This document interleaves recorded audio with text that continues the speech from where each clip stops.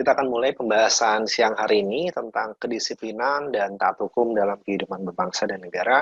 Assalamualaikum warahmatullahi wabarakatuh, kelas 2C. Halo, selamat siang ya. Waalaikumsalam warahmatullahi wabarakatuh. Hari ini kita akan membahas tema atau materi yang ditampilkan judulnya di depan. Ada dua kata kunci, teman-teman dari 2C, yang ingin saya share pada siang hari ini. Kata kunci yang pertama adalah kedisiplinan. Kemudian kata kunci yang kedua adalah tentang taat hukum. Tentang kehidupan bermasyarakat dan bernegara itu akan sebuah penyebaran yang continuous atau yang merupakan akibat dari disiplin dan taat hukum. Ketika kita membahas dua kata ini, beberapa orang akan merasa, ngapain sih ngebahas kedisiplinan? Atau mungkin dalam pikiran Anda berpikir atau berkata, apakah saya perlu disiplin? Apakah saya perlu disiplin? Apakah saya harus disiplin? Kenapa saya mesti taat hukum? Itu biasa pemikiran-pemikiran yang liar muncul di generasi yang lebih muda. Generasi lebih muda itu muncul. Ada pertanyaan-pertanyaan demikian. Oke, saya akan membahas dari pengertian dari disiplin itu. Ya, saya akan cek ke Alinda. Suara saya jernih ke Alinda, Rin. Oke, belum nyampe ke Alinda. Ke Nur Fatimah, nyampe Nur? Oh, Alinda nyampe ya? Oke, thank you Alinda. Alinda, bantu saya dong bacain pengertian dari disiplin yang di layar depan. Ya, boleh. Tata tertib di sekolah, kemiliteran, dan sebagainya. Yang kedua, ketaatan, kepatuhan kepada peraturan, tata tertib, dan sebagainya. Yang ketiga, bidang studi yang memiliki objek, sistem, dan metode tertentu. Oke, makasih Arliza udah membantu. Nah, ada kalau kita membaca di Kamus Besar Bahasa Indonesia definisi tentang disiplin, karena kan lagi-lagi saya mengulangi bahwa kenapa saya pakai merujuk Kamus Besar Bahasa Indonesia, karena ketika kita bertanya secara setiap orang definisi dari disiplin, tentu definisi akan berbeda. Definisi tadi yang dibaca sama Aliza Putri, atau saya nanya ke Putih Arini, saya nanya ke Alinda Nirbaya, semua bisa punya definisi yang berbeda tentang disiplin. Ketika kita membaca dari literatur yang sama, orang lain akan kita giring definisi untuk sama dulu. Yuk kita frekuensinya samain dulu, kita ngomongin disiplin. Disiplin itu apa? Itu makanya kenapa saya ngasih rujukan dasar ya, biar sudut pandangnya sama dulu. Saya ngambil sudut pandang tentang disiplin tentang ketaatan. Ketaatan, kepatuhan kepada peraturan. Oke, kita ambil definisi disiplin itu. Ketaatan, kepatuhan terhadap peraturan. Maka yang dibutuhkan untuk kita menjadi mulai disiplin adalah adanya aturannya. Adanya aturan. Di sekeliling kita bisa jadi aturan, ada aturan. Di sekeliling kita bisa jadi ada aturan. Atau bisa jadi kita yang membuat peraturan sendiri. Kita yang membuat jadi peraturan sendiri. Maksudnya seperti apa, teman-teman? Maksudnya kita buat peraturan sendiri. Jadi gini, setelah kita paham bahwa kehidupan ini punya dinamikanya, ada perjalanannya, maka kita sadar untuk mencapai sebuah tujuan, kita butuh kedisiplinan yang lebih baik. Sederhananya gini, saya pengen otot lengan saya bicep sama tricepnya besar, kuat gitu ya. Maka yang saya lakukan adalah workout. Saya push up sehari berapa kali misalnya. Untuk apa? Atau saya pull up berapa kali. Tujuannya apa ya? Biar latih otot bicep dan tricepnya. Kedisiplinan untuk berlatih, untuk mencapai tujuan. Nah, sekarang pertanyaannya, Anda yang saat ini sudah berusia 20 tahun ya, kali ya? 20 tahun. Usianya berapa? Aliza, umurmu berapa tahun ini, Aliza? Aliza Putri? 19. Oh, 19 ya? 19 ya. Oke. Rata-rata berarti 19, 20 ini. Nah, dalam usia Anda yang tahun ini rata-rata Anda 19 tahun, rata-rata 19 tahun, maka pertanyaannya adalah, apa yang ingin dicapai? Kan gitu. Apa yang ingin Anda raih? Apa tujuan kehidupan Anda? Jawaban dari apa tujuan kehidupan yang perlu Anda jawab dari sekarang. Seandainya Anda belum paham, saya itu hidup untuk apa ya? Apa yang perlu saya lakukan ya untuk kehidupan? Makanya untuk membuat peraturan-peraturan diri ini, untuk membentuk kedisiplinan diri ini, Anda perlu meningkatkan kesadaran Anda. Makanya saya tulis di sana improving self-awareness. Yuk tingkatin kesadarannya, gali ke dalam diri. Kalau bahasa Sunda, orang hirup ke naon sih gitu. Untuk apa? Ketika Anda sudah paham hidup untuk apa, ada ingin Anda capai, maka Anda akan membentuk peraturan-peraturan sendiri. Ketika peraturan-peraturan Anda bentuk untuk Anda menjadi disiplin, itu tidak akan Anda langgar, Anda akan mematuhi peraturan diri Anda. Kenapa? Anda membentuk peraturan itu dengan kesadaran. Dengan kesadaran. Dengan kesadaran. Ketika ada aturan-aturan yang ada, tapi kita nggak sadar bahwa itu perlu, ya maka nggak akan dipatuhi. Itu kenapa masyarakat, gitu, masyarakat. Jadi kan teman-teman semua di kelas 2C, sekarang itu zamannya kalau secara singkat zamannya corona, zamannya COVID. Yang menarik adalah ketika kita berkeliling, kita berjalan-jalan, gitu, lihat pengendara motor di zaman COVID ini, saya bisa pastikan mayoritas akan menggunakan masker. Oke, mayoritas akan menggunakan masker dalam naik motor. Tetapi mereka pakai masker, nggak pakai helm. Anda pernah lihat nggak gitu? Sekitar Anda teh. Pakai masker, kagak pakai helm tapi. Jadi seolah adalah pikiran mereka tuh, nggak apa-apa lah, saya geger otak, yang penting bukan karena corona gitu. Jadi kalau misalnya kebentur gitu ditemukan, kata dokter, wah apa? Atau mungkin kalau ekstrim bukan kata dokter ya. Misalnya miris biasa ada meninggal gitu, sama malaikat ditanya, ketemu, terus dia nanya, malaikat saya meninggal. Oh iya Pak, Bapak meninggal. Hah, kenapa meninggalnya? Bapak geger otak, gitu, kecelakaan. Gitu. Bukan corona kan? Alhamdulillah. Gitu. Saya meninggal bukan karena corona. Yang penting nggak kena corona. Kesadaran orang karena sekarang tuh digembar-gemburkan banyak berita, dia takutnya karena corona. Maksudnya kesadarannya akan nggak boleh kena corona. Tapi ingat, kesadaran yang lainnya kadang-kadang jadi minim. Itu yang berbahaya.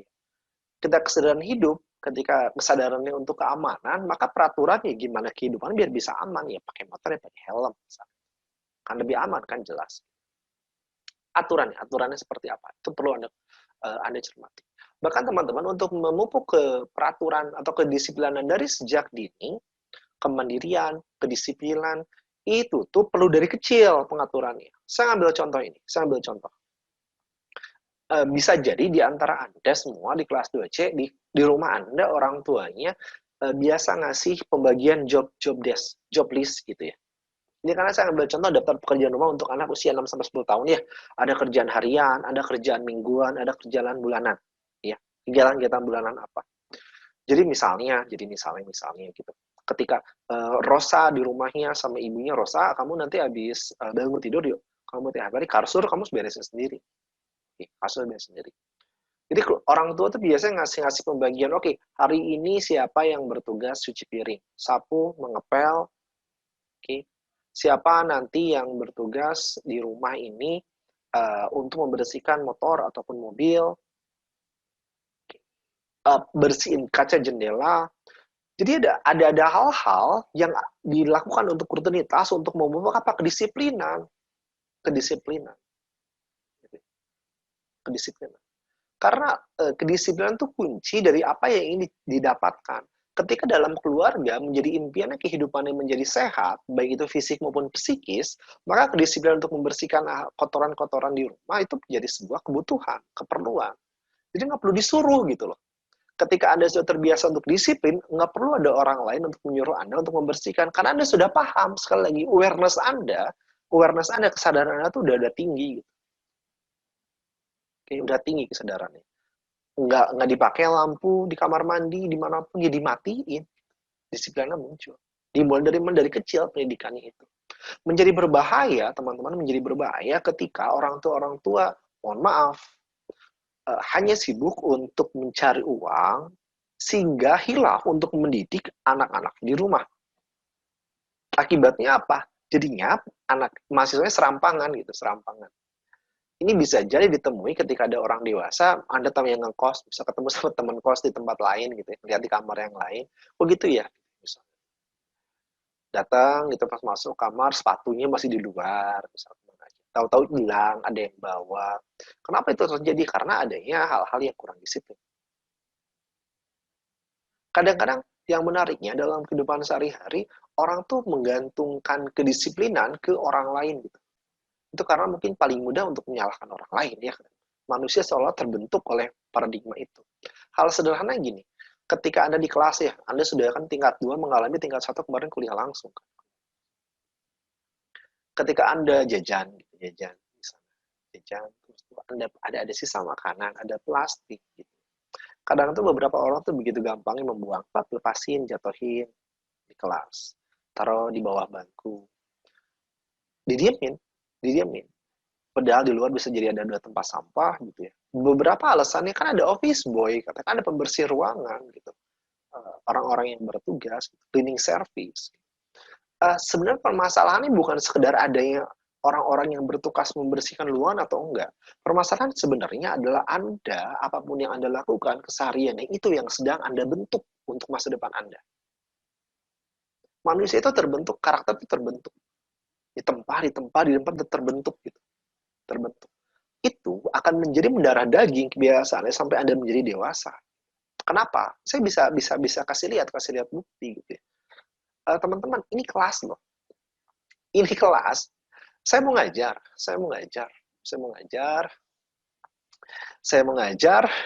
Terus pas saya mau ngajar gitu ya, aduh ya Allah ya Tuhan.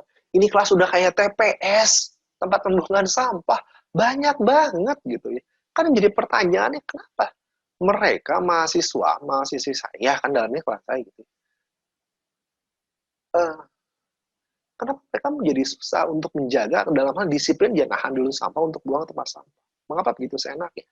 Maka jawaban yang terpikir adalah adanya pembiasaan dari masa lalu mereka, dari orang tuanya, mungkin kakaknya ataupun walinya, sehingga generasi muda Indonesia menjadi rusak kedisiplinan.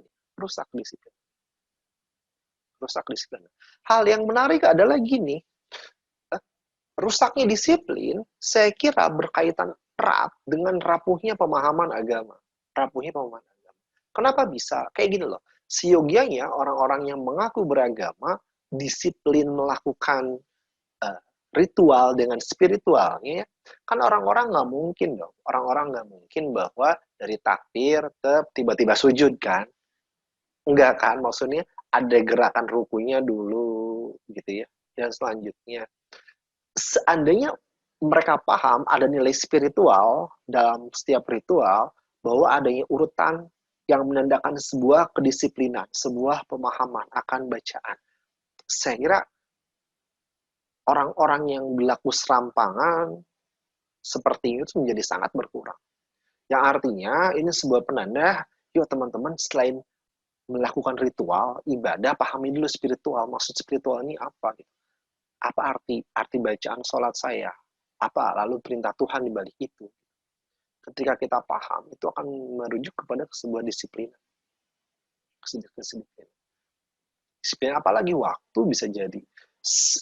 Ketika ketika Allah sudah berfirman dalam Al-Asr gitu ya, wal asri kan gitu maksudnya, demi masa, Tuhan tuh bersumpah demi masa, masa yang bisa bertanda sebuah waktu. Lalu bagaimana orang-orang bisa menghormati sebuah kedisiplinan untuk datang tepat waktu? Jarang ya. Sekarang tuh biasanya budayanya itu seolah-olah orang-orang tuh lumrah dibiasakan untuk datang telat gitu. Datang telat. Hal yang menarik kalau buat janji, Anda buat janji sama teman Anda, mau janjian jam 1 siang misalnya. Oh udah aja dijanjinya jam 12.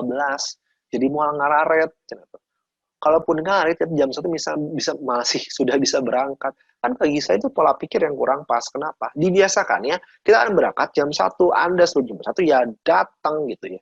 Bukan nanti tenggang waktu orang ada yang datang on time suruh nunggu lama gitu. Kan ada hal yang harus disiasati.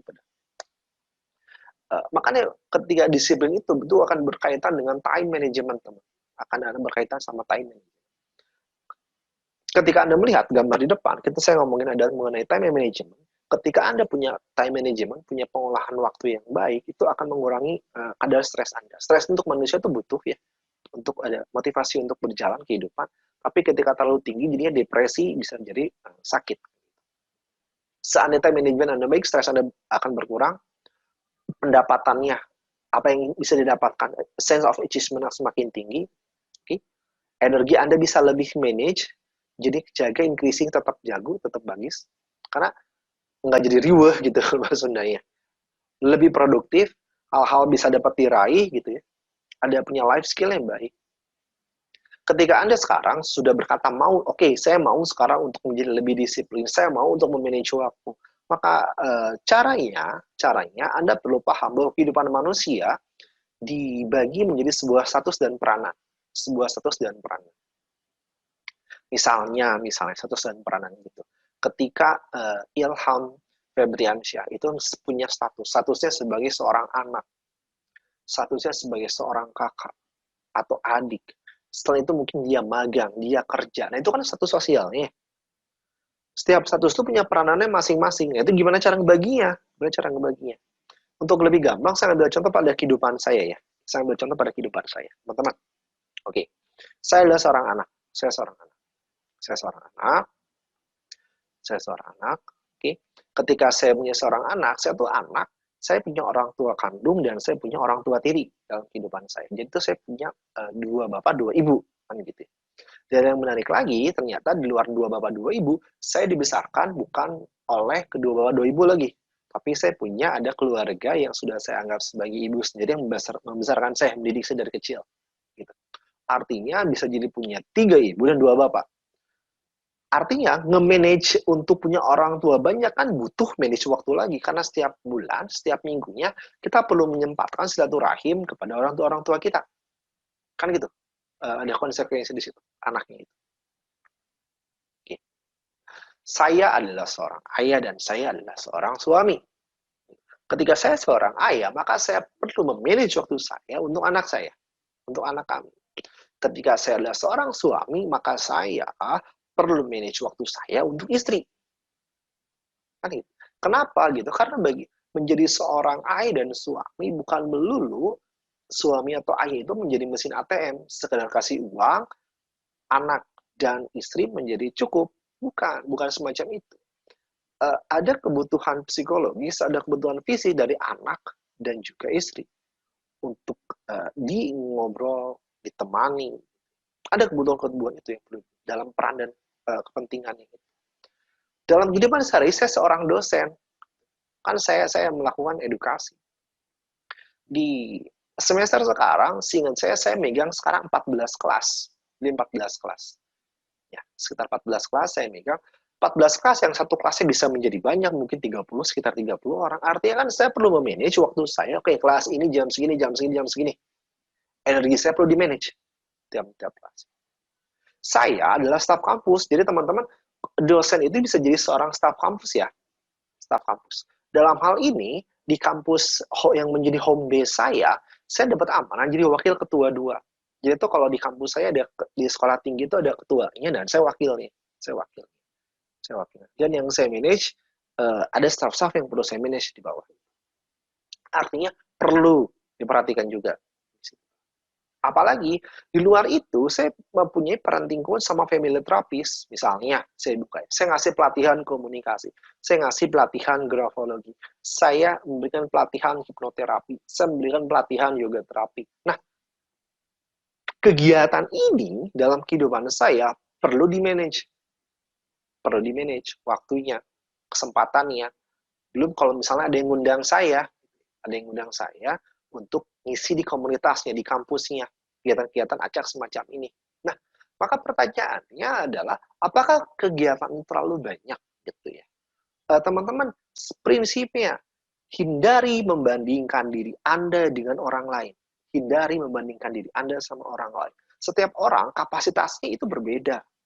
Kapasitasnya berbeda, ada energinya berbeda, maka yang perlu Anda ukur adalah bagaimana kondisi Anda dalam menjalani semua kegiatan.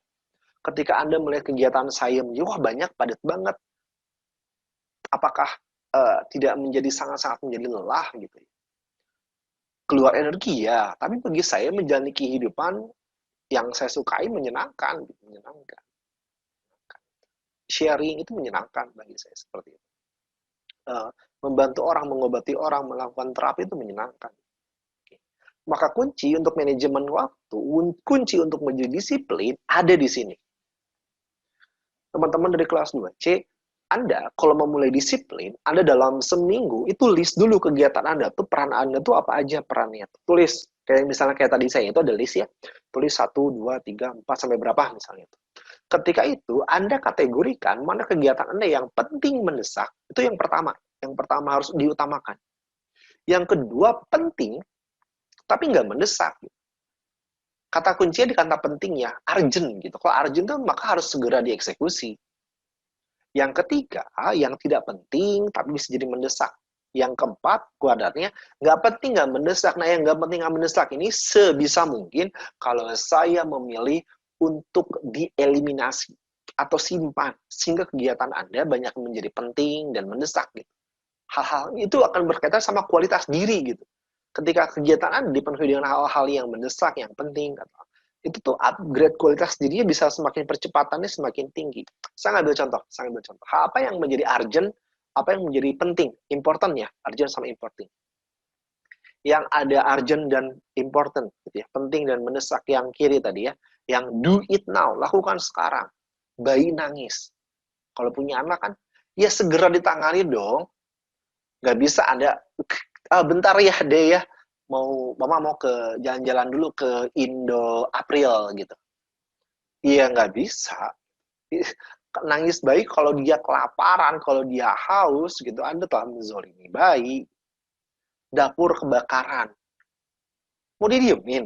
Kamu dapur kebakaran. Kalau misalnya Anda dalam kehidupan seharinya senang masak gitu ya, berumah tangga. Kan enggak, itu important. Apalagi contohnya, ada yang nggak mendesak tapi penting, tapi kayak yang dua kan gitu. Ini penting apa? Self improvement. Anda ikut pelatihan. Kan kalau saya sharing-sharing ya, jadi teman-teman dari 2C saya kan setiap akhir minggu, biasa Sabtu atau Minggu tuh saya bisa suka ngadain sharing-sharing. Saya ngasih tahu ke PJ, biasa kalau ada yang ikut, monggo silakan. Rata-rata 50 orang ikutan sharing. Tujuannya apa? Saya ngasih sharing free gitu. Ya saya pengen ngasih kesempatan ke orang-orang di komunitas terdekat saya untuk self improvement, memperbaiki kualitas, meningkatkan kualitas diri gitu. Karena seiring kualitas diri yang akan semakin tinggi, itu akan mempermudah Anda untuk menjemput rezeki gitu. Di sana. Karena kualitasnya tinggi, orang bisa lebih trust kepada Anda. Family time, Anda punya waktu untuk keluarga Anda, itu kan penting. Exercise, olahraga. Apalagi Anda sebagai nanti menjadi perawat, Anda kan perlu punya stamina yang baik, teman-teman. Gimana cara untuk meraih stamina yang baiknya? Ya Anda pilih aja olahraganya mau apa.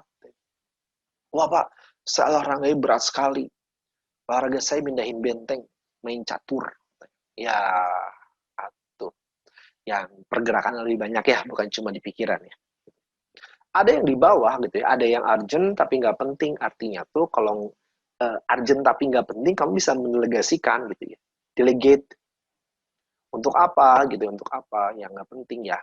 Misalnya itu ada ajakan-ajakan undangan apa, kalau saya sebagai wakil ketua ya, saya wakil ketua, ada undangan mewakili kampus, saya bisa delegasikan kepada staf saya ya, kasih staf. Yang tadi nggak mendesak, juga nggak penting, yang kalau memungkinkan di delete. Gitu. Nah ini kan menjadi sangat-sangat custom ya, kan nggak bisa disamakan tiap orang ya. Misalnya untuk nonton TV, contohnya di sini ya. Saya bisa bilang sangat amat jarang sekali nonton TV. Kenapa? Karena pertama dengan kesadaran saya yang sekarang, saya menyadari bahwa jiwa saya, psikis saya itu bisa terbentuk dari apa yang saya tonton dan yang saya dengar. Kalau kebanyakan program-program di TV, mohon maaf sifatnya adalah sampah, nggak membangun, malah membuat ketakutan berlebih kepada saya, maka ngapain saya nonton? Saya lebih memilih untuk kalaupun menonton gitu ya, saya nonton di yang saya bisa milih aja. Ada program TV yang bisa ke-save gitu, ataupun YouTube ataupun baca berita, itu lebih aman untuk jiwa raga saya. Teman-teman yang lain mungkin kalau online shopping, baca Facebook, Instagram, jadi itu ada kebutuhan Anda ya silakan, hanya simpan di mana. Ketika Anda tidak menyimpan dalam kuadran-kuadran ini, maka itu akan mengurangi kadar disiplin Anda. Jadi serampangan hidupnya, nggak punya peraturan. Ketika peraturannya nggak jelas, maka pertanyaannya Anda mau dalam kehidupan apa? Sesederhana itu. Terus menjadi pertanyaan mendasar adalah, memang Pak, mengapa harus disiplin? Mengapa saya harus mencapai sebuah tujuan dalam kehidupan? Karena Anda sudah diberkahi kehidupan sama Tuhan. Teman-teman dari 2C, cara untuk mensyukuri berkah kehidupan yang diberikan kepada Anda adalah melakukan hal-hal dengan optimal, dengan produktif.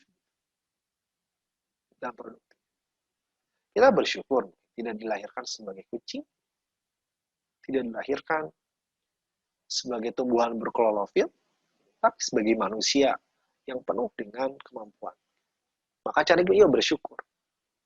Time management Anda perbaiki.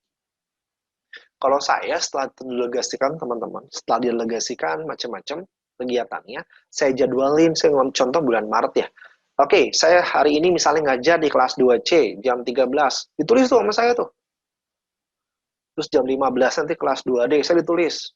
Tadi pagi misalnya jam 8 saya di kelas mana. Nanti sore saya di kelas mana lagi. Nah, itu saya tulis. Kenapa? Jadi saya punya persiapan.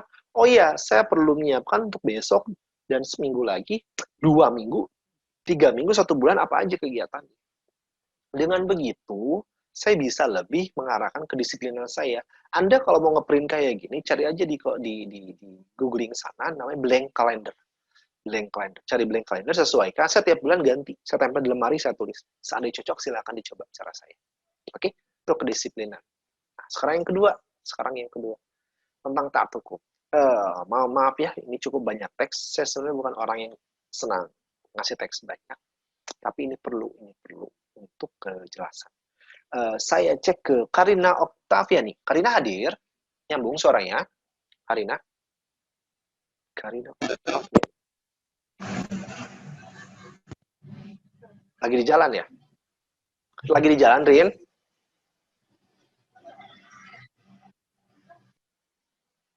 Tampaknya lagi di jalan ya. Oke, kita skip dulu ke Karina. Saya ke siapa? Iya. Ke Ilham deh. Ilham sudah siap tampaknya. Ilham Febriansyah. Ham, tolong bacain Ham. Tolong bacain depan. Ya Pak, taat hukum. Ketika bahas kebiasaan manusia untuk mentaati hukum, maka ini kan terkait dengan budaya hukum. Budaya hukum itu kebiasaan orang atau kelompok orang mematuhi dan menaati peraturan hukum yang berlaku. Hukum positif melindungi hak hukum. Kemudian orang bisa mematuhi hukum kalau ia membiasakan diri untuk mematuhi hukum. Oke, sip. Makasih lah. Jadi teman-teman, ketika kan hari ini ada bahasan utama tentang disiplin dan taat hukum ya. Tentang disiplin dan taat hukum. Jadi ketika disiplinnya udah, sekarang taat hukum. Taat hukum itu berkaitan sama budaya hukum. Budaya hukum itu apa? Budaya hukum itu kebiasaan orang-orang untuk mentaati peraturan hukum yang berlaku. Hukum yang berlaku itu, kalau ada teman-teman baca literatur ya, kan harusnya sih di keperawatan pun ada mata kuliah ya. Mata kuliah dengan mata kuliah hukum gitu. Jadi entah hukum apa. Ada ya. Kalau di keperawatan ada materi hukum apa sih, teman-teman? Hukum kesehatan atau hukum apa? Bantu saya. Ada mata kuliah hukum apa di Anda? Ada nggak? Kemungkinan hukum kesehatan atau Anda belum tahu ya? Mata kuliah hukum ntar adanya apa? Harusnya ada, harusnya. Belum tahu ya? Oke, kasih Cil. Harusnya ada. Jadi nanti kalau ada kata-kata hukum positif tuh hukum yang berlaku saat ini, hukum positif. Hukum yang berlaku saat ini. Orang bisa mematuhi hukum apa? Kalau ia membiasakan diri untuk mematuhi hukum. Lagi-lagi, taat hukum itu adalah sebuah pembiasaan.